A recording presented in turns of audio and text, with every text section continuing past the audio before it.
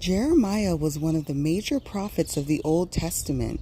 He ministered in the kingdom of Judah during a turbulent period leading up to the destruction of Jerusalem by Babylon in 586 BC.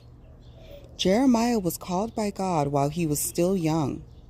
Before I formed thee in the belly, I knew thee, and before thou camest forth out of the womb, I sanctified thee, and I ordained thee a prophet unto the nations. Jeremiah 1 verse 5. What was Jeremiah's mission?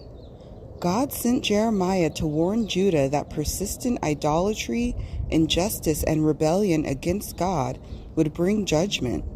He repeatedly called the people to repent, but most refused to listen. Because his messages were unpopular, Jeremiah faced rejection by his own people, imprisonment, beatings, threats on his life, public ridicule. For this reason, he is often called the weeping prophet, because he deeply grieved over Judah's sin and the coming destruction. Key events in Jeremiah's life were that God called him to be a prophet in Jeremiah chapter 1. He warned kings, priests, and the nation of Judah. He used symbolic actions and object lessons to communicate God's messages.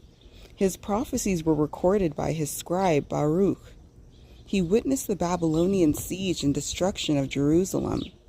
After Jerusalem fell, he remained with the survivors and was later taken to Egypt.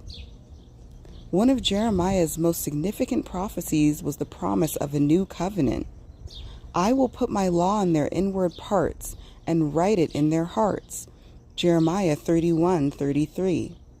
Jeremiah's prophecy of the new covenant finds its fulfillment in Jesus Christ, whose sacrificial death and victorious resurrection established a covenant of grace in which God's law is written on the hearts of his people, and their sins are remembered no more.